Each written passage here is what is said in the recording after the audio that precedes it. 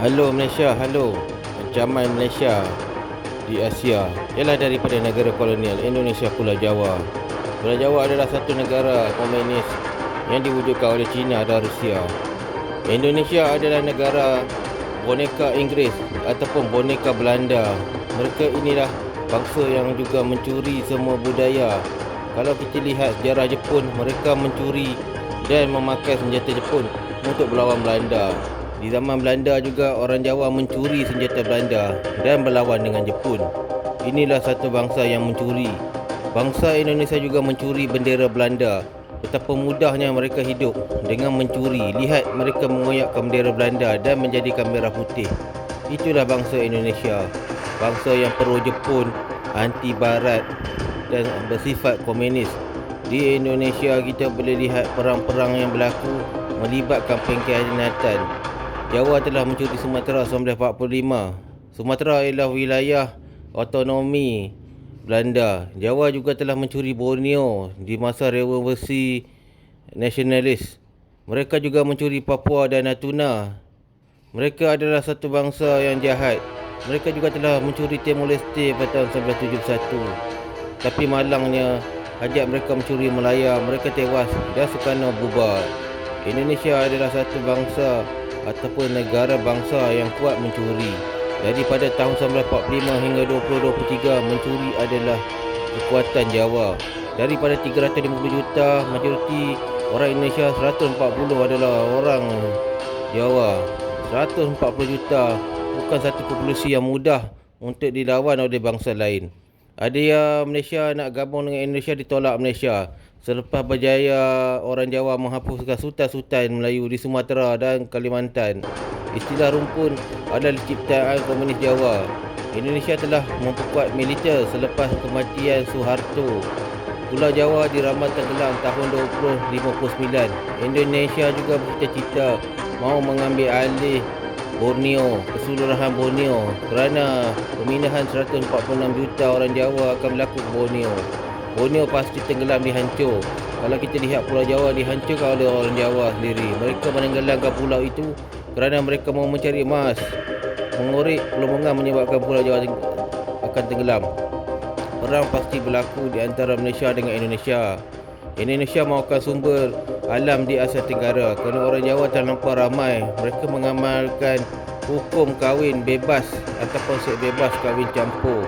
Indonesia juga mahu tanah, suruhan tanah di Asia Tenggara termasuk Filipina.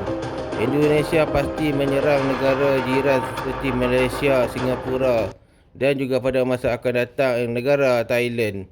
Indonesia mempunyai satu sikap iaitu cemburu dan juga adu domba. Indonesia seperti setan. Mereka selalu menggugat Malaysia. Inilah sebabnya Malaysia terpaksa memperkuatkan armada Malaysia. Contohnya di Laut Natuna yang asalnya milik Malaysia. Malaysia telah membeli sistem SSM. Sistem SSM ini akan mengawal segala serangan senjata udara perang daripada F-16 Indonesia. Ia penting untuk mengawal ruang udara Natuna. Pada tahun 1995 Malaysia telah menambah belanjaan dalam mengawal kekuatan tentera laut dan udara Indonesia.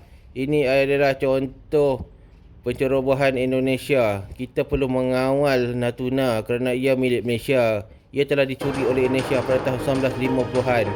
Dulu Perupandu yang telah ditempatkan di Terengganu dan juga Sarawak akan mengawal kedudukan dadah dari Natuna. Orang Indonesia telah menghantar dadah ke Malaysia. Senjata anti peluru pandu juga penting untuk mengawal serangan Navy daripada negara Indonesia sial ni.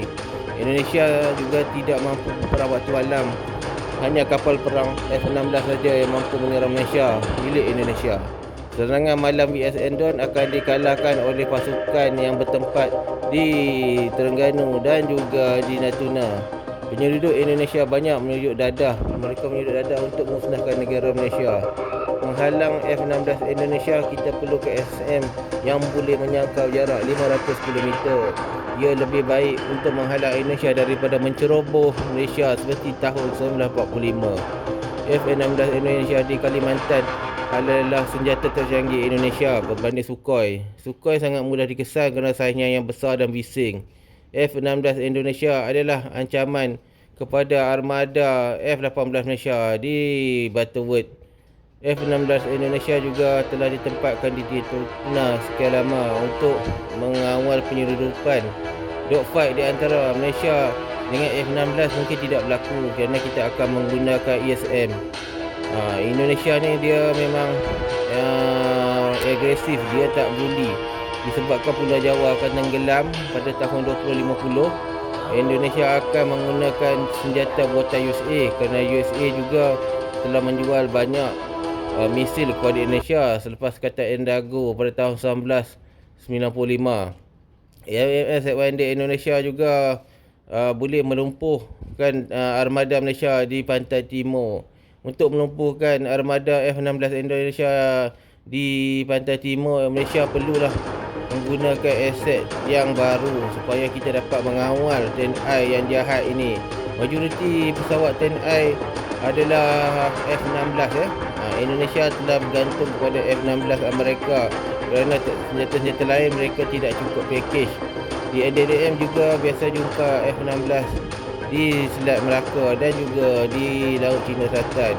Indonesia akan mengancam Malaysia kerana mereka ini satu bangsa yang suka mencuri. Kalau kita tahu, bahasa Melayu pun telah dicuri. Pada zaman dulu, Skyhawk atau Hawk banyak kali bersama dengan F-18 telah meronda laut di antara Sabah dan Sarawak, tetapi dihalang oleh F-16 Indonesia dan dituduh menceroboh dengan kita melalui laluan antarabangsa. Kalau kita nak perang dengan Indonesia sekarang, kita perlukan ASM kerana Indonesia bangsa penceroboh. Mereka juga menjual dadah. Kalau mereka dapat, mereka akan mengambil alih Malaysia. Hacker Endon juga selalu menyerang pusat latihan ATM. Inilah sifat orang Malaysia. Banyak yang masih bodoh dan jahat. Okey, itu sahajalah kita punya perancangan akan datang.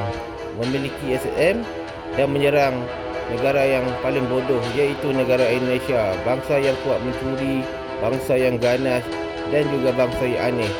Hakikatnya Indonesia adalah bahaya dan negara bodoh, dan akhirnya Malaysia menang. Bye-bye.